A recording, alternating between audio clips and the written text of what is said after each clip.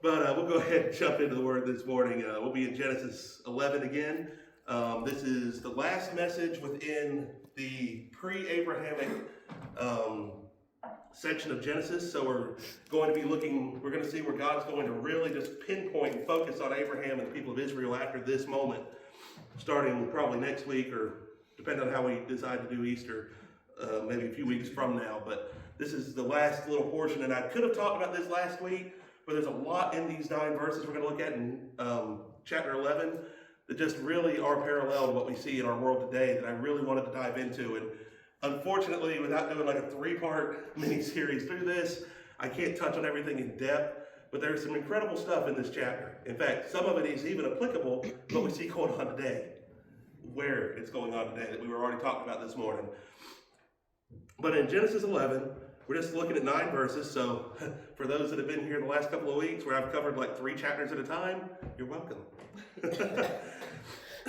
But looking at Genesis 11, starting in verse 1, it says, "The whole earth was of one language and one speech, and it came to pass as they journeyed from the east, that they found a plain in the land of Shinar, and they dwelt there. They said one to another, 'Go to, let us make brick, and burn them thoroughly.' And they had brick for stone, and slime had they for mortar, or bitumen." That's really what slime is there. So it's just a form of mortar, probably a tar-type substance that would have been very common in that Euphrates valley.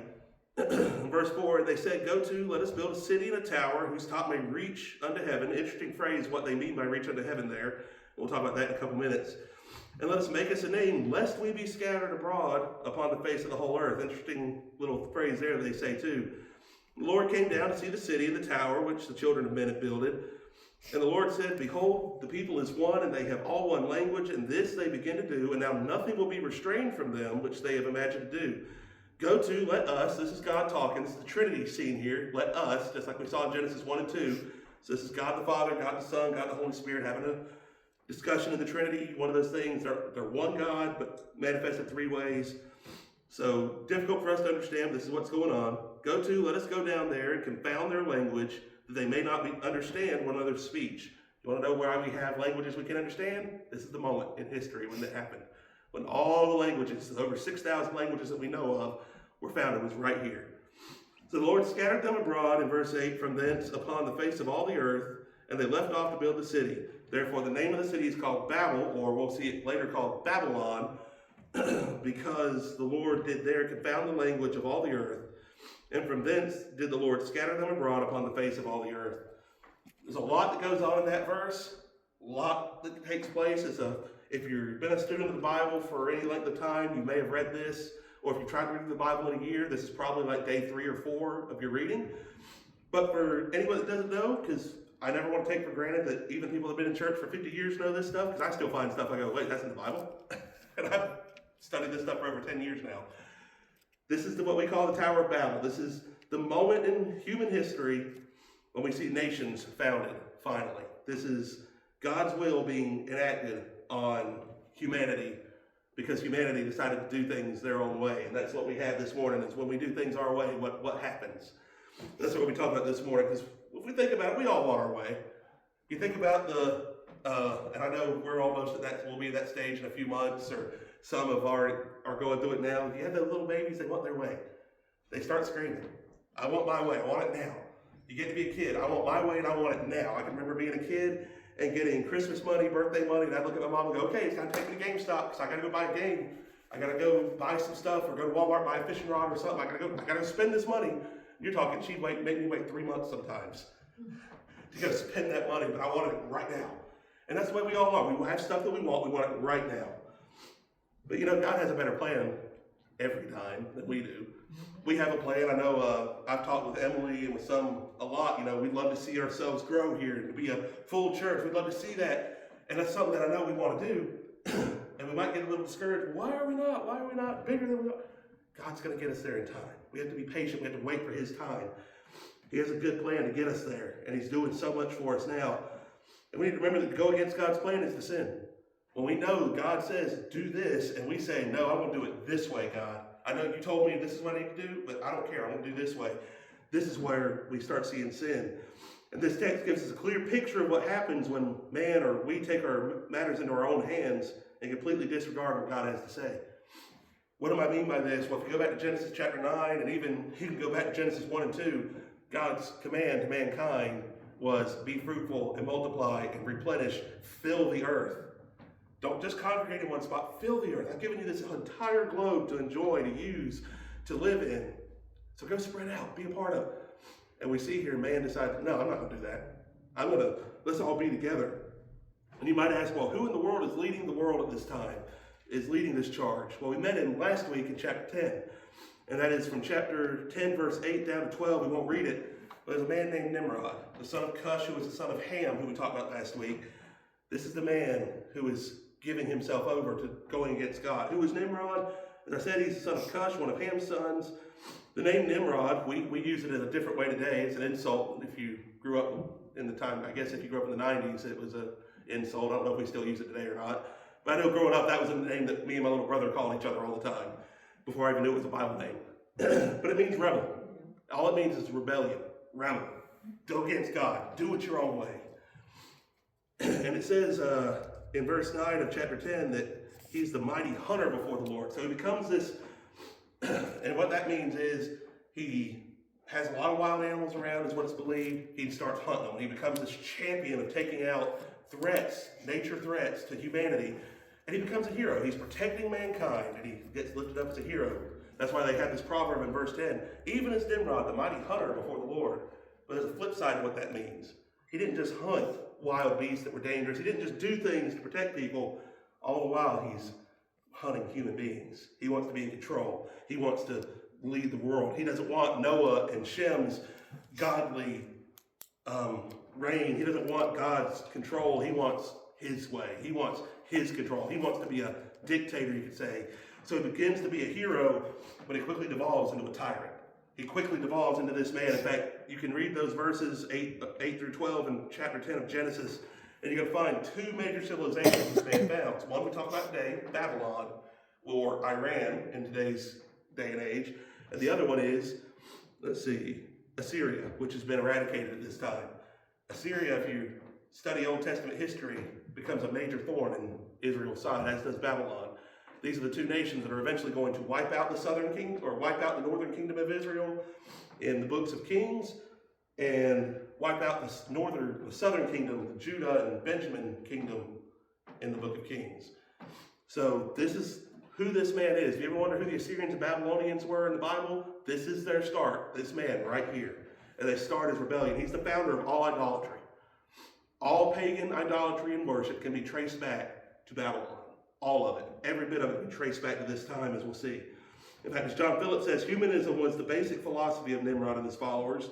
They sought to depose God and enthrone man. That was the whole point of what they're doing here. Let us make a name for ourselves. Let us be a people.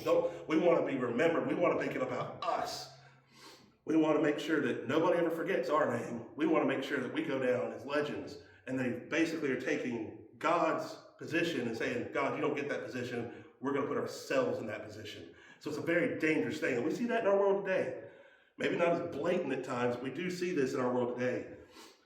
And you might say, well, what's significant about this tower? Because the tower is mentioned very clearly here in this text, and it's kind of the focal point. Well, it's interesting that it's not built to reach heaven. If you go to, let's see, I turned the page. This is going to be a fun one because I'm on two different pages. If you go to verse 4, it says, whose top may reach unto heaven. If you have a King James Bible, or some Bibles that aren't King James will have this as well, may reach is in italics. Anytime you see that, in the King James Version at least, that always means those words are not in the original text that was translated into English. These are words to help us understand what the text means, because if you study any other language, there's idioms and little things that we say that no other language has any idea what we're talking about. So we have to add things to it to say, try to help us understand. So this doesn't mean they're building a tower like our skyscrapers today in the sense that I'm going to make sure we can climb into heaven. What it means is we're going to build this tower to honor heaven, to bring worship to heaven. What it means here is they were building with the signs of the zodiac in mind. They would have had all the star worship was started here, and it would have been put on the top of this tower. This is basically a tower dedicated to the heavens. They're worshiping the heavens, or just like we see in so many cultures today, they're worshiping the sun, they're worshiping the moon, they're worshiping the stars, and they're building this building to honor and to dedicate this building to that purpose. So basically setting the stage here of what we're going to see. We're going to break this text down real quick. And what do we need to learn in this text? There's several things we need to learn in this. And the first one is we need to see man's desire. Because it all starts with a desire here. They desire to make a name for themselves. They're of one language, one speech. Everybody is speaking a language. Nobody knows what that language was. Very likely it could have been Hebrew. Because obviously Hebrew was birthed after that. Shem, as we talked about, one of the sons of Noah, was probably not involved in this. And him and Noah were probably still alive at this time. They probably didn't get affected by the language barrier. Everyone else got hit. We don't know for sure. But whatever it was, whatever the language was, they're all speaking it. It's all the same dialect. I know we pick on each other sometimes here because as a Carolinian, I say things that y'all go, what? As a Southwest Virginian, Emily says stuff, you know, huh? And as Central Virginians, Southern Virginians, whatever region this is, I can never remember, y'all say stuff and I go, huh? So there's not that dialect problem at this time. Everybody understands every little term everybody's using. And I love messing with the language stuff because I love languages, but that's not a problem here. They're all of one language. God tells them to disperse, so they're starting to go out and leave them out of Ararat and start, because there's tons of people alive now, thousands upon thousands of people alive at this time. And they say, okay, well, let's just build a city. You know, we remember hearing the stories before the flood about all these great cities and civilizations. Let's build that for us.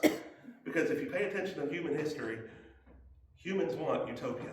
We all want that centralized thing. That's why all nations, that we all try to come together and build one thing. We want that unity. We want that. We want Eden again. But unfortunately, on this side of eternity, on this side of heaven, we're never going to reach that. And the only way that it gets attempted ends up harming people in the process. We need to be careful about this. We need to be careful of our desire because, as we see in this text, sin always begins with selfish desires. You don't just wake up and, oops, I committed a sin. That temptation started way before with a desire within ourselves to please ourselves. Every single sin, and you can see that all through the scriptures. Right here, you have, let us build a name for ourselves. We don't want to be scattered like God said. We want to do our thing. We want to do things our way. We have this selfish desire, and they do it themselves. In fact, we see in James chapter 1, verses 13 through 15, let no man say when he is tempted, I'm tempted of God, for God cannot be tempted with evil, neither tempteth he any man. But every man is tempted when he is drawn away of his own lust and enticed. That doesn't necessarily mean lust in a intimate kind of way, in a immoral way. This just means whatever the desire of my heart is, whatever I'm lusting after in my heart, whatever that sin is. Then 15, then when lust is conceived, it bringeth forth sin, and sin, when it is finished, bringeth forth death. We've talked a lot about that over the last few weeks. What sin results in is always a bad thing, but it always starts with these selfish desires. And what was this desire here? Well, it was Nimrod's desire to rule all of mankind. As I said, he's becoming a tyrant. He is trying to usurp the throne of God and rule. In fact, if you were to study this out, this one I ain't got a lot of time to get into real deep today, but if you were to study it out, he's a picture of the Antichrist. This is a picture of the final battle that we see in the book of Revelation later, when Antichrist is going to go to this exact same spot of Babylon, or in the region of Iran, somewhere in that region, and he's going to try to set up a world throne, and he's going to succeed at that time. We don't know when that's going to be, we don't know who it's going to be, but we know he's going to succeed. That's in the book of Revelation. You can find it in, I think, in Daniel and Ezekiel as well. It's written in there if you want Old Testament examples. There's a picture of the Antichrist. He's uniting all of mankind in one government, in one religion, and in one control, so that he can be in charge. And it all starts with a selfish desire that I want to be lifted up. In fact, if you study a lot of the different gods of the Middle East and ancient times, Roman, Greek gods and all that, Nimrod has many different names within that. And I didn't write them down, I wish I had, but Nimrod is eventually deified as different gods. I think he's deified as Bacchus at one point. He's deified as, I think, if I'm right, I read he was Zeus at one point, but I cannot remember that. I have to go back and research. But he is deified as this heart of pagan worship. He is the founder of idolatry, as I said. So in this, we need to remember we need to guard ourselves from sinful desires. We all have them. Doesn't matter if you're a preacher. Doesn't matter if you're a person that attended church for 30, 40, 50 years. Doesn't matter if you trusted Christ or, from a young age all the way up and now you're in your elder year. It does not matter. We all have these sinful desires. We need to guard against them. As Peter tells us in 1 Peter 2:11, dearly beloved, I beseech you as strangers and pilgrims, abstain from fleshly lusts which war against the soul. And again, that doesn't just mean immorality and, committing adultery type things. This is anything. Anything that our heart desires that goes against God and his word, this is what he's saying. We need to guard against that. Obviously, there's no indication here of that, what we would generally associate lust with in this text. It's a desire for power. It's a desire for my way. It's a design for, I want to be in charge, much like the devil wanted in the beginning when he was cast out of heaven, as we see in the book of Isaiah. This is what the desire is. And man's desire always leads to man's defiance. This is very clear here. They build this tower. They're going to do what they want to do. And it's just a horrible thing that they're doing. They're actively sinning against God. And as I forgot to scroll. And as I said earlier, Nimrod begins as a hero but becomes a tyrant. The people are all in favor of putting this man in charge. I mean, they're all family at this point. They're all just, it's a very close-knit world at the time because they're just a few generations off of the flood. So there's a lot of people, but everybody pretty much knows everybody. And this one man rises to power. Look at me. I'm protecting you. I'm giving you what you want. I'm giving you peace. I'm giving you protection. You should follow me. Don't look to God. Don't look to Noah. Don't look to Shem, these people that represent God. Look to me. Look what I've done for you. And he gets these people to follow him. And then he very quickly gets his own way. He very quickly rebels in the sense that God said to spread out over the whole earth. And he says, no, let's come together. Let's start our own civilization. Let's go back to Eden, essentially. Let's go back to paradise, and we'll build paradise in our image. God took us from paradise because of sin. Well, I don't want to follow his rules, so we'll just make our own paradise. We'll just do it our own way. And as I said, he founds this city of Babel, or later it's known as Babylon, which is the center of all pagan religion. Every false religion we trace back in some way to this spot. It's a very interesting study to go through that, but every one of them can be traced back because you can call it New Age today or whatever. There's nothing new. That was the same stuff that was around thousands of years ago when this took place. And it's all the worship of this nature. It's the worship of the stars. It's the worship of the heavens and stuff. And it all starts here. And you say, well, how is this defiance? Well, all sin is defiance toward God. Anytime we sin, we are actively defying God. We're looking at God and saying, when we willfully sin, this is willful sin. They know what God said. Noah and Shem are still preaching probably this time saying, God said spread out and go do this. And they've heard it. Every one of these people have heard it. There's no way they couldn't have heard it. And they say, no, we're going to do it our way. We're going to defy God. It's much like if you read the story of David and Goliath in 1 Samuel 17, Goliath walks out as this big champion and says, I defy the God of Israel to fight me. Well, it didn't work out so hot for him. He did fight him. He got killed. And that was the end of that story. Right here, they're basically saying, we defy God to make us do what he says. And this is just right after the flood now. This is right after when the flood takes place, mankind basically said the same thing. We defy you, God, to judge us. God's merciful. He'll give us a lot of grace. As we talk about this nation alone, we've been given a ton of grace. But eventually that grace runs out. And he says, all right, fine. You want my wrath? You want my judgment? Fine. I'll give it to you. And that's what we're going to see here, because not only do we see the desire of man, which leads to the man's defiance, but that leads to man's destruction. Obviously, he doesn't wipe out mankind here, but it destroys every principle mankind had at this time. He destroys their ability to do this. It's interesting that when, and we'll talk about this a little more, God comes down to see this tower, and he's looking, and this ain't good. They're doing this. This is horrible. And he confounds their language. He spreads them out. And no doubt, there were some people that got hurt during this time. If you imagine, if you've been on a construction crew, I grew up around construction sites and stuff, doing wallpaper and painting, but I still was around a lot of new buildings.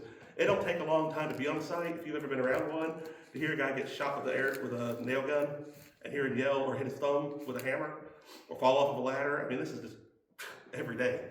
So there's a lot of getting hurt, and that's when we speak the same language. Imagine building a tower and a civilization, all of a sudden, I'm speaking to you, and then you start speaking Russian to me, and I have no idea what you're saying. This guy over here speaking Mexican, this guy over here speaking Swahili, and this guy over here speaking Hebrew, and this guy over here speaking Japanese, and we're all standing there going, huh? No doubt that, in a way, Comedy Central is taking place, because now we've got a bunch of this, and everybody's trying to figure out what they're saying. But at the same time, if you imagine it, you put yourself there, there was probably a lot of hurt, a lot of problems that came up, obviously. But what we see is sin always leads to death and destruction. Right here, there a lot of destruction. This tower will be destroyed. This civilization is destroyed. We cannot find the Tower of Babel today. We know the general vicinity of where it would have been, but there's no archaeological evidence that this tower ever existed because it was wiped out. No doubt they probably took it down and used it to build other things. I would probably, but this is true. In fact, Paul said in Romans 6:23, the wages of sin is death. Sin brings death. That's what we've talked about so much in these first 11 chapters of Genesis. Sin brings death. And that's why we have to be so careful. That's why we do this every Sunday, is we want to remember sin is not a good thing. It might feel good in the moment, but it is not a good thing. It will always lead to destruction and death. We see also that nothing that man does in his own power will ever stand. Nothing. Think of the great civilizations of the past. We got the 7 wonders of the ancient world. Every one of them's in decay. And these were great structures. They stand today. Thousands of years later, they're still standing. Some of them. 7 wonders. I think there's 7 still standing. But you take the Roman Colosseum, one of the most famous ones. It's decaying. Half of it's fallen in on itself. There's a lot of it that you got to be careful where you're walking because there's so much destruction there. You take the pyramids, they're decaying. They didn't look like they did now back when they were built. They were probably even more ornate than they are now on the outsides. Nothing man builds. We might build some things that last for millennia, but nothing's going to last eternally that we do in our own power. Only what God does will last. Just like this tower. Like I said, you cannot go to the side of the Tower of Babel today and know that you're standing on it. There is no archaeological evidence that has been found right now for this tower, but we know because it's not just the Bible that talks about it. There's other texts of the ancient world that talk about it, but nothing we do in our own power will stand. And we also see that God's will always be carried out. God's plan, people are trying to thwart it and saying, well, I know God said to do this, but I'm not going to do that. We're going to do it our way. Well, look what happens. As we're going to see in this last point here, as we look at God's plan, he's actually going to have his way accomplished. Whether the people like it or not, he's going to get his way done. And I said, it's kind of interesting because it says in verse 5, the Lord came down to see the city and the tower which the children of Israel, or the children of men had built. I'm not Israel, children of men built it. And you might say, well, did God not know about this going on all this time? Like, how long passed? We don't know how long between when they started laying the foundation and when this happened. But does that mean that when they did it, God was completely ignorant of it? No. God knew it was happening. It's important to note that God didn't just happen to discover this plot of man. He knew it all along. But what he was doing, he's given time for the righteous people that were alive. Because Shem had descendants that were righteous. We talked about some of them last week. We'll talk about them more when we talk about Abraham. There were righteous people alive this time. There were godly people. He was giving them time. Those people that were following God, that were had influence on these people, give them time to teach them to repent. God always gives a chance for repentance before he ever acts in judgment. Even in the Old Testament, we see the conquest of Canaan. We talked about that a couple years ago when we studied the life of Joshua. He instructed Israel, when you go to fight a nation, always proclaim peace before you ever draw the sword. And this is what God does. He always gives mercy, an opportunity for mercy before he judges. But when the people didn't repent, he stepped in to make sure that his ultimate plans would continue. Because if he had just stepped back and said, all right, well, I'm the ruler of the universe, I'm going to just let the devil and his cronies have his way here, it could have hindered getting the ultimate, it could have hindered the ultimate goal of God, as we'll see.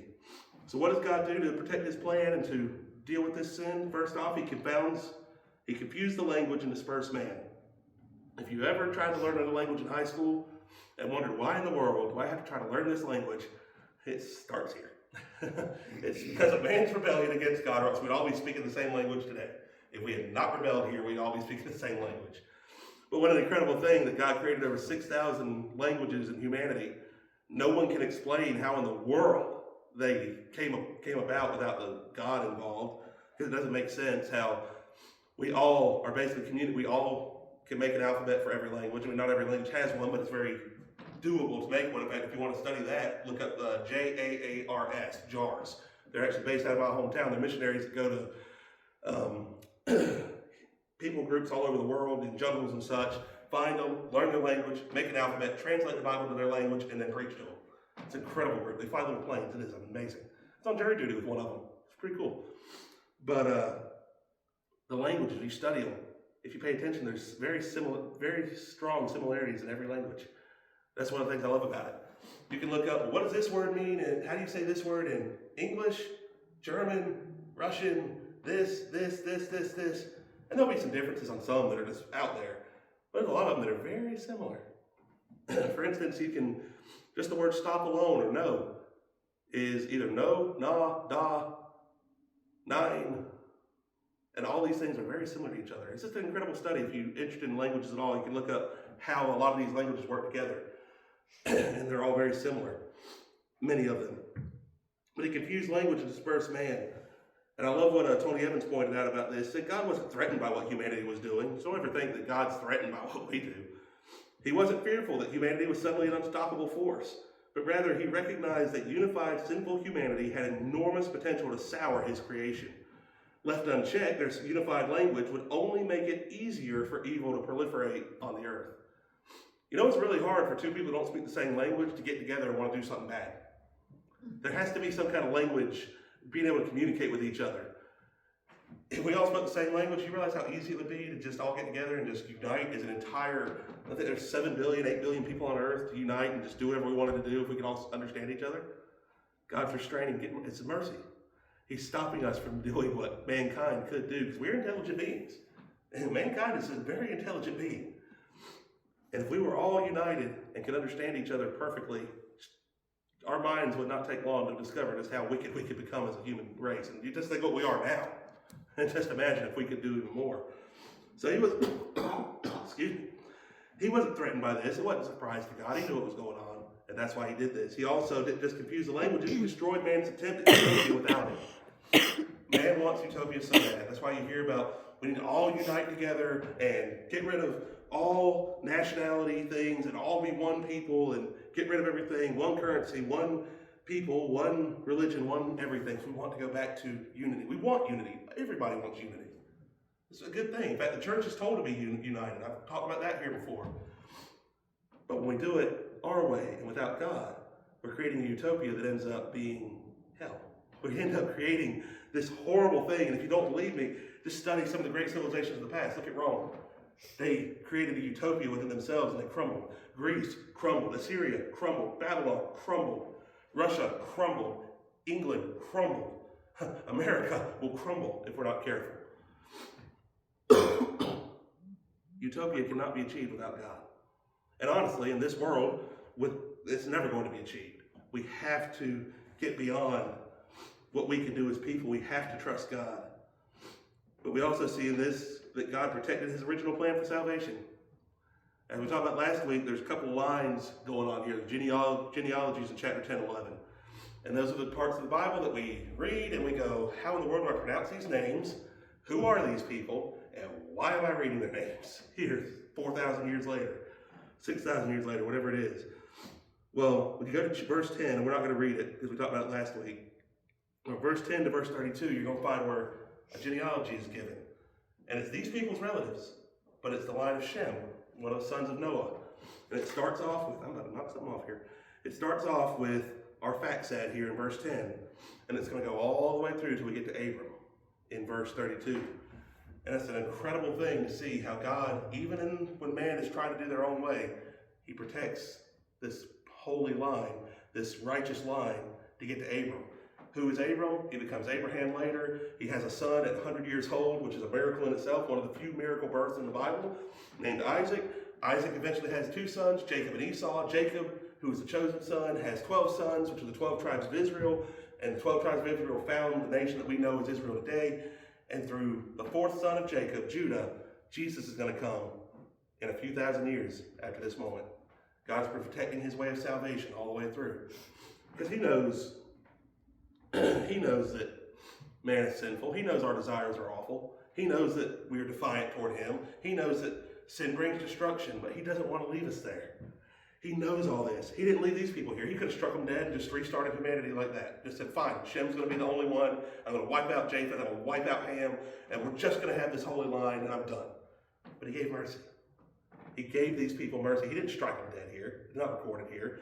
They spread out across the whole globe. And now we have people groups all over the world that we can go and we can share the love of Christ with. And what an incredible thing that is. So we see he gave us, he protected his line of salvation here. Jesus came to fix this problem.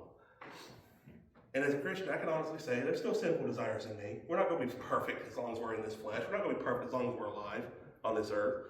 We still have that sin inside of us. We talked about that a little bit Wednesday night, how, nobody's perfect. There are men that have served in pulpits for 50, 60 years, and they still struggle with stuff. There's men and women that we look at and go, man, they're such a great man or woman of God, and look how they fell so horribly. In fact, you can look at just an Old Testament example, a Bible example, the man David, King David. To this day, they still call Jerusalem the city of David. The Star of David is their national symbol. So he is that well known of a man. There's tons of archaeological evidence that he existed. And the Bible says he was a man after God's own heart. But what do we have recorded? And I believe it's 2 Samuel 11 that he did. He looked at a woman that he wasn't supposed to, desired her, took her, killed her husband, lied about it, covered it up, blamed everybody else, and threatened to kill other people just to cover up his sin and act like he was just. And he was a man after God's own heart. This is a man that wrote over half of our psalm book. In fact, we still sing his songs today, written in modern ways. You can sing the psalms today. We honor this man today, even in our churches, because he's such a great man of God. But he fell flat on his face. Did stuff that most of us will never go that far, that we're going to murder somebody. It's just, if you want drama, read the Bible, because there is drama beyond belief in the Bible. if you want a good story like that. But God knew all that. But even that didn't stop him. So just because, if you struggle with, and I've taught this a lot lately, if you're struggling with, oh, well, I'm not good enough, God couldn't love me because I struggle with this, or I deal with this, or I've just done so much bad. Former demon worshiper here. I loved the dark arts when I was a teenager. I loved the darkness. I loved, just the dark, evil things that are out there. I loved it. But there was no joy in it. And if he could save me and put me in a pulpit today, then what about everyone else? I mean, most people are not into that level of darkness that I was in. And that was in a preacher's home, might I add. So, sneaky on top of that, liar on top of that. I mean, there's all kinds of elements there. But if God can save someone like me, he can save you. If God can save someone like David, he can save you. If God can save a man like Paul in the New Testament, he can save you. If God can save men like our great preachers and men and women of the faith today, he can save you. He can forgive you your sin. And it's not about us cleaning ourselves up. It's about God cleaning us. It's saying, God, I can't clean myself up. I can't be holy enough for you. That's why we have the books of the law. Leviticus, Numbers, why they're so hard to read, Exodus, because there's so many laws. That's there to just remind us, yeah, you can't live up to my standards. You cannot do it. But that's okay, because I made a way. I sent my son, Jesus, to die on a cross in your place, pay your sin debt so that you could be forgiven. What an incredible truth that is, that we can rest in. So as we wrap this up, what do we need to remember to take away from this? I wrote down just 3 quick statements, so I'm just wrapping this up. Number 1, I am filled with sinful desires that I must give to God in order to overcome. Every one of us has sinful desires in our hearts that we have to overcome. How do we do that? We just say, God, I can't beat this in my own power. I personally have tried to, overcoming these things in my power. I will have the willpower and the manhood to stand up and not give in. And about the time I get that out of my mouth, I fall flat on my face every time. And you've probably experienced the same thing if you've been a Christian for any length of time, and you said, I can beat this. I haven't struggled with this in a while. I can take this on. Yeah, you're not going to make it. Everything we do in our own power is going to fail. But we have God, we have Christ, and he will help us to overcome. And when we do sin, 1 John 1:9, he is faithful and just to forgive us our sins and cleanse us from all transgressions. Whenever we sin, we can say, God, I'm sorry. I messed up. I sinned. I rebelled against you. I defied you. Forgive me and cleanse me of this so I can be restored to you. And he will. Secondly, my sin is simply rebellion against the God of the universe. There's so many that want to overcomplicate this. And as I try to do here, I know I get deep sometimes and get confusing sometimes. I'm not the easiest person to listen to at times. But really, it is simple. Sin is just, I rebelled against God.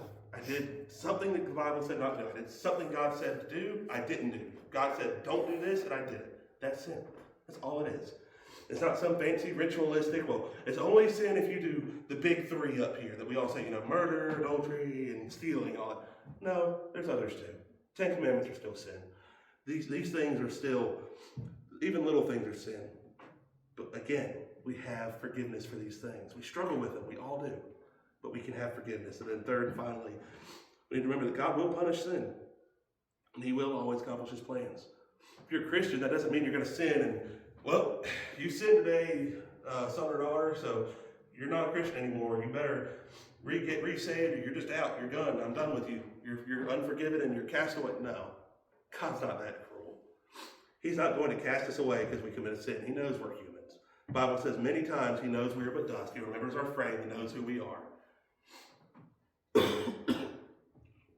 We can be forgiven. You don't lose your salvation just because you committed sin, because if we did, we'd all be in trouble. If we had to live perfectly after salvation to maintain our salvation, we would all be doomed, because not one human being outside of Jesus Christ has ever lived perfectly. He is the only one. But he will help us to overcome. And as I've said many times as we're closing, it's a growth process. There's things I struggle with today I didn't struggle with 11, 12 years ago when I got saved. There's things I struggled with then I don't struggle with now. And that all of us have probably been through that period if you've grown in Christ. There's some things that were really difficult to struggle with. I have no interest in getting involved with the darkness today. No interest whatsoever in that. There's other things I have interest in that were back then that I'm tended toward. But there's some things today that I didn't have any thoughts about back then that it's like, what in the world? It's always going to be something. We have those sinful desires. We have that desire to defy God. But that always leads to destruction. God's plan is salvation through Christ and forgiveness. And if you haven't trusted Christ, give your heart to him. We're about to celebrate Easter here in just another month. Great time to surrender your life to Christ and be forgiven of your sin. Because when we do it our way, we're going to fail every time. So we'll go to the Lord in prayer this morning. Father,